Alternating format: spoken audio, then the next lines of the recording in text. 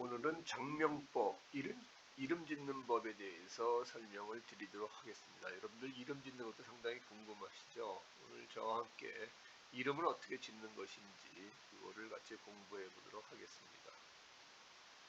먼저 이름을 지으려면 확인해야 할 내용이 있습니다. 첫째, 아기의 성별을 먼저 확인해야 됩니다. 아이가 남자아이인지 여자아이인지, 그 다음에 두 번째, 태어난 연, 월, 일시를 확인해야 되고요. 그 다음에 세 번째, 부친의 성씨를 정확히 알아야 한다. 네 번째, 학렬과 상관 여부를 확인해야 한다. 우리가 이제 어떤 집은 이제 학렬을 따라서 짓는 집도 있죠. 우리는 뭐 무슨 시다, 무슨 한자를 학렬로 쓴다 이런 게 있기 때문에 그러면 또 그 한자에 맞춰서 또 이름을 지어야 되거든요. 그래서 학렬을 반드시 물어봐야 됩니다. 기껏 이름 다 지어놓고 우리는 학렬을 무슨 자를 쓰는데 이런 식으로 하면 이제 다시 장명 작업을 해야 되기 때문에 이걸 반드시 알아보셔야 되고요. 그 다음에 조부모와 부모 사촌의 이름을 확인해야 된다. 왜냐면 이제 이름이 중복되면은 좀 그렇지 않습니까? 뭐 할아버지 이름하고 이제 그 손자하고 이름이 같을 수도 없고 또 가까운 사촌하고 이름이 같으면 또 좀 그렇잖아요. 그래서 요즘은 친척 간의 어떤 왕래가 그렇게 많지 않기 때문에 옛날보다는 덜하지만 그래도 그런 정도의 확인 작업은 거쳐야 두 번 작업을 안 할 수가 있습니다. 그래서 이런 거가 먼저 이제 선행 조건으로 확인을 해야 되고요. 여기 이제 확인이 된 다음에는 세부 작업도 들어갑니다. 그러면은 이제 먼저 사주를 보고 용신과 상신을 구분한다 이렇게 되어 있는데 사주를 보고 이름을 지어야 됩니다. 사주를 보지 못하는 분들이 이름을 지으면은 사주하고 전혀 상관없이 이름을 짓는데 결국 이름이라는 게 내가 태어난 사주를 좀 보완하는 거라고요. 이제 그 사주가 몸이라고 그러면은 이제 이름은 거기에 걸맞는 옷이라고 생각하면 되거든요. 그래서 잘 태어났으면은 거기에 걸맞는 좋은 옷을 입으면 되고 조금 내가 사주가 조금 기운다 그러면 그걸 보완할 수 있는 이름을 지으면 되거든요. 근데 사주를 모르는 상태에서 이름을 지면은 그냥 부르기 쉽고 그냥 유행에 따라서 이름을 짓는 게 많이 있거든요. 근데 그렇게 지으면은 큰 의미가 없고 사주를 정확히 분석할 줄 알고 어떤 분은 또 사주를 보고 지었다고 그러는데 그냥 사주에 없는 오행을 찾아서 그 오행이 좋은 줄 알고 만일에 목의 기운이 없다 그러면 목으로 짓는다고요. 근데 그 사주는 목이 나쁠 수도 있거든요. 꼭 없는 오행을 채워줘야 사주가 좋은 건 아니거든요.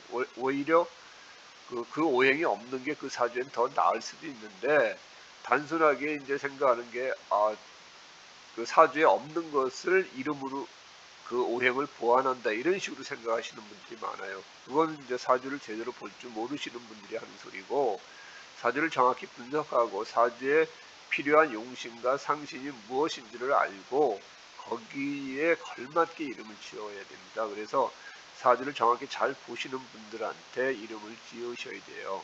이거 우리가 흔히 이제 절에서 스님이 지어주셨다는데 스님이 이제 사주를 잘 보시는 분은 상관없는데 사주도 모르고 그냥 이름을 지어 주시는 분도 간혹 있어요. 그래서 그 이름을 지으실 때는 반드시 그냥 집에서 자기가 지을 것 같으면 그냥 대충 지으면 되지만 제대로 지을 것 같으면 사주를 제대로 보는 사람한테 가서 이름을 짓는 것이 맞습니다.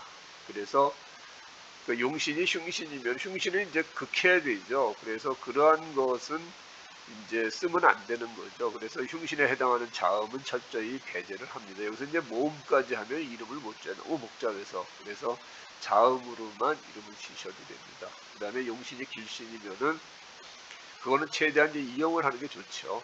그 좋은 기운이니까. 그 다음에 상신도 마찬가지로 내 용신을 도우는 신이니까 용신이나 상신에 해당하는 자음을 최대한 이용해서 짓는 것이 관건입니다. 그리고 이제 일간의 근이 약한 경우에는 근에 해당하는 자음을 또 이용한다. 일간이 좀 힘이 세야 내가 무슨 거를 취하든지 무슨 일을 해도 힘이 되지 않습니까? 그래서 일간이 약한 경우에는 일간을 보완하는 그런 오행으로 이름을 짓는 것도 좋습니다. 그리고 자음끼리 서로 극하지 않게 이름을 짓는다. 특히 마지막 받침 발음을 중요시한다. 이건 무슨 뜻이냐면은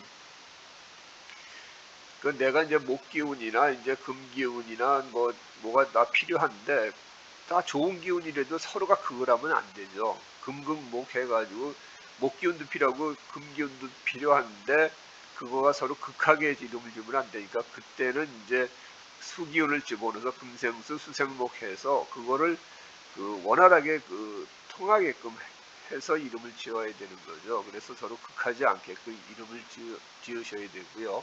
그 다음에 이제 원형 이정에 좋은 획수만을 사용한다.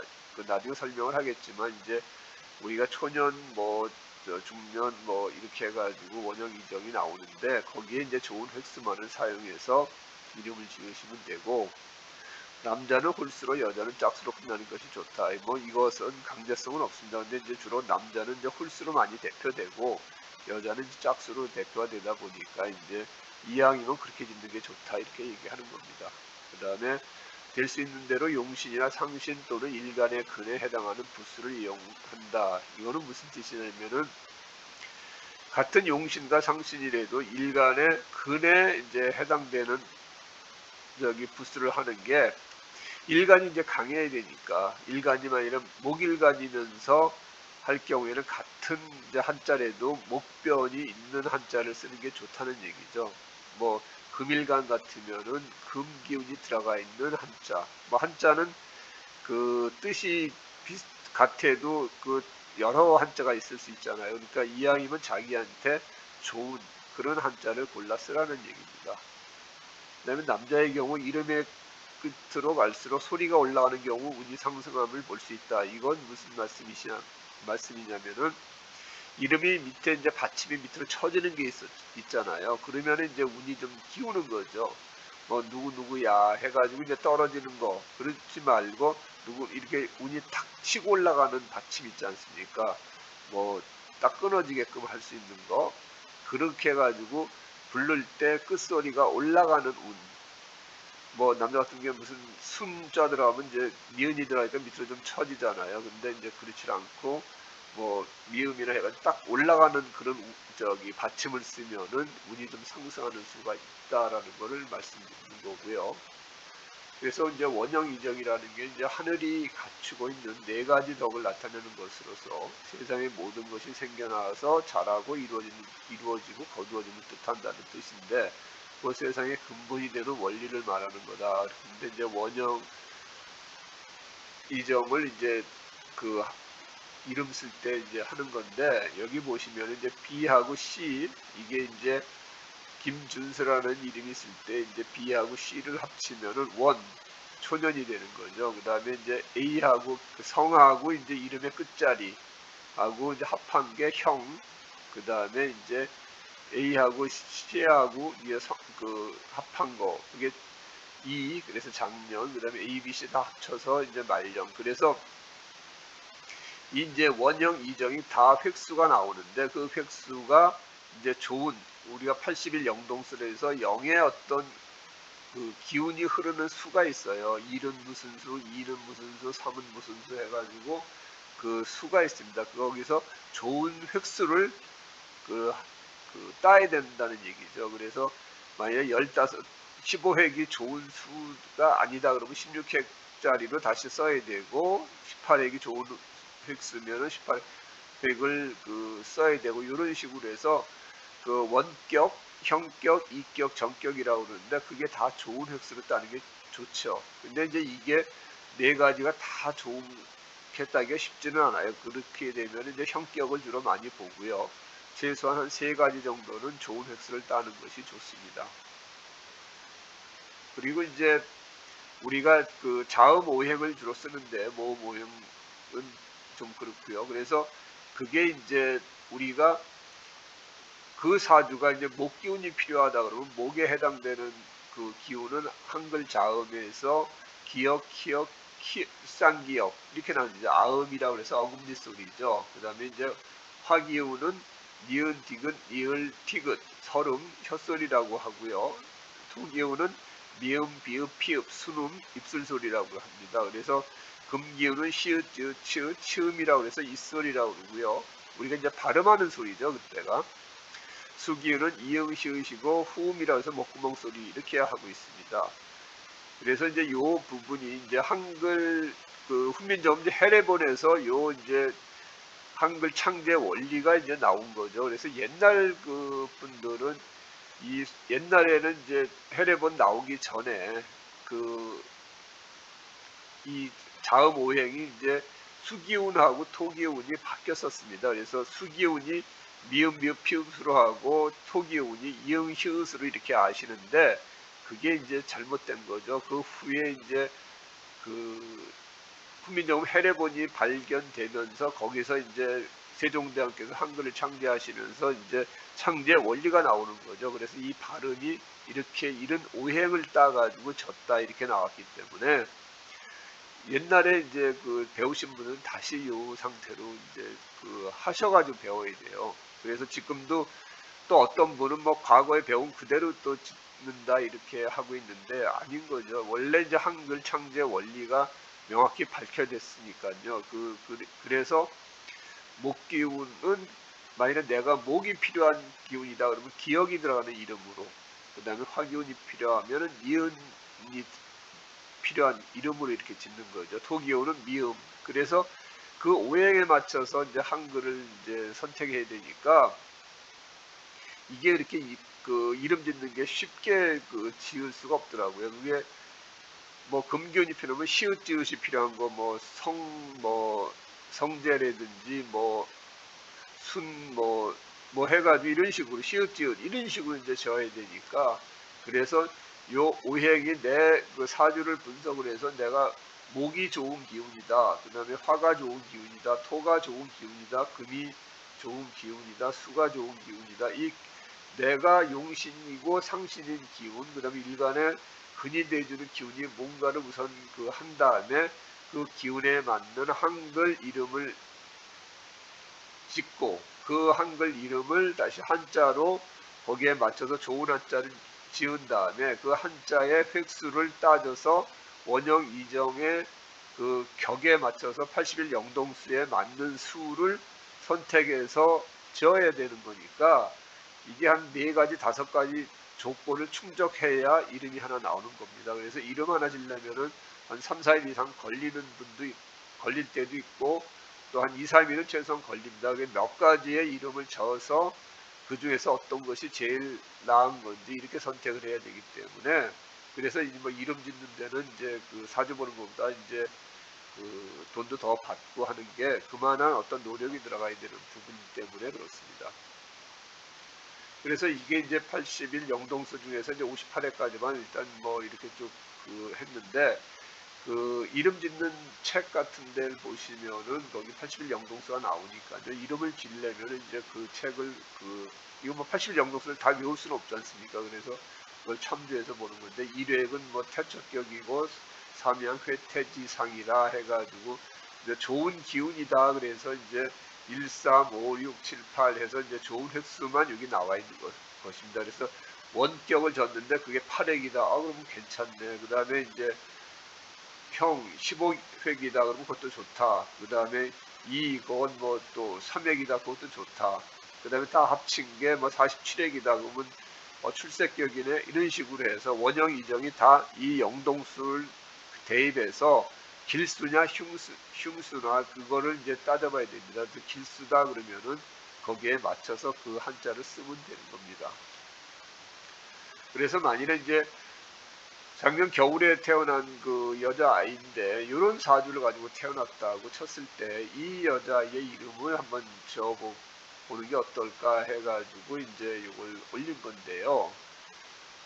이 아이는 그 10월 신미 일주의 해월에 태어난 거죠. 그래서 이 사주를 보면은 금생수 해가지고 그 정인격입니다. 정인격에 천간에는 이제 금생수에서 상관격인데 상관격에 위에 이제 그 투출한 게 토생금 해가지고 그 편인이 이제 투출되어 있는 거죠. 그 지지는 상관이고 그 다음에 천간은 그 편인입니다. 그래서 이 사주를 보면 상당히 그 사주가 좋은 사주인데요. 상가는 흉신이지 않습니까? 근데 옆에서 인이 그 흉신을 그러니까 극화하고 있고요. 그 다음에 천간에 그 인이 떠가지고 뭐 자기 재주를 가지고 얼마든지 그 공부를 해서 그걸 뭐 옆에 이제 관도 있지 않습니까? 어떤 모양 나는 곳에서 그걸 펼칠 수 있는 그런 사주입니다. 그 다음에 이제 뭐 국가의 녹을 먹으면서 뭐 국가 공무원이 되고 학교 그 선생님이 된다 그래도 이 사주는 상당히 그 잘 가리키고 뭐 이렇게 그 뛰어난 어떤 선생님이 될 수 있고 뭐 교수가 될 수 있고 그럴 수도 있습니다. 그래서 저 인도 옆에서 겁재가 있어서 재로부터 지켜주기 때문에 인덕도 좋고요. 그리고 이제 이 사주 원국만 좋을 게 아니라 이 사주는 이제 그 운을 보면은 그 운도 상당히 좋죠. 임묘진해서 그 재방을 흐르죠. 재로 가니까 상관생재할 수가 있습니다. 상관생재할 수 있고 그 다음에 그 뭐야 저기 후반에는 사오미로 해서 이게 그 겨울새니까 이제 그 화기운을 봐야 되거든요. 그러면 그때도 발복할 수 있고 이 사주는 전반적으로 운이 참 좋습니다. 그래서 초반에만 이제 상관에 식신이 들어오는데 그건 뭐 재주도 좋을 거고 아마 예능이나 그런 쪽으로 무슨 특출한 어떤 그 끼를 발휘할 수 있는 애가 될 수 있을 것 같아요. 그래서 탤런트가 되든 뭐가 돼도 나름의 어떤 그 성공할 수 있는 사주다 이렇게 볼 수가 있거든요. 그래서 이 사주는 사주 원국도 좋고 그 다음에 이제 운도 상당히 좋은 여자아이입니다. 그렇게 태어난 여자아이인데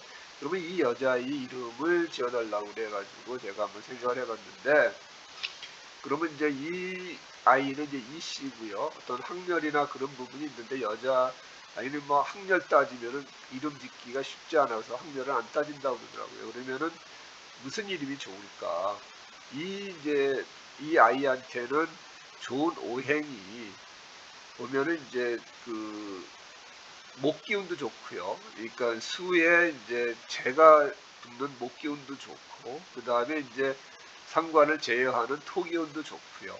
그 다음에 이제 겨울새니까 여름 그 화기운도 좋습니다. 그래서 그 쓸 수 있는 오행이 상당히 좀 많아요. 그러면 그 오행이 서로가 극을 하지 않는 상태로 배열을 해야 되기 때문에 보면은 뭐 이가람이라고 이제 이름을 줬을 경우에 성씨는 뭐 어떻게 바꿀 수가 없는 상태니까 그게 수기운이고요. 이응은 그 다음에 이제 기억이 목기운이지 않습니까? 그 다음에 람자가 그 화기운이고요. 미음자가 토기운입니다. 그러면은 이가람 그게 수생목, 목생화, 화생토. 그래서 서로가 그 좋은 오행들이 극을 하질 않습니다. 그냥 그 물이 나무를 생하고 나무가 불을 피우고 불이 또 토를 생한다. 수생목, 목생화, 화생토 상당히 좋죠. 그렇게 이런 식으로 순행을 하게끔 이름을 지으시면 됩니다. 그래서 이 이름은 한글 이름까지 상당히 좋았습니다. 그리고 그러면 이제 한자를 어떻게 이제 짓느냐? 그 한자를 이제 찾아가지고 해야 되죠. 그래서 원격, 형격, 이격, 정격을 찾아서 이 한자, 가에 대한 한자, 이에 대한 한자, 람에 대한 한자를 찾아서 그 뜻도 좋아야 되고, 그 다음에 그거를 그 앞에 그 설명했다시피 원격에도 좋은 수가 돼야 되고, 형격에도 좋은 수가 돼야 되고, 이격에도 좋은 수가 돼야 되고, 정격에도 좋은 수가 되게끔 알맞는 한자를 찾아서 이름을 지으면 됩니다. 그래서 이름을 지어서 줬는데 여러분들께서도 이런 사주라고 그러면은 어떤 한자를 써서 지어주면 좋겠다 해가지고 한번 해보시기 바랍니다. 그리고 그 한자가 그 대법원에서 임명용 한자에 맞아야 됩니다. 아무 한자나 갖다 쓰면 안 되고요. 한 8천 몇 자가 대법원에서 임명용 그 사람 이름으로 쓸 수 있는 한자로 정해놓은 한자가 있습니다.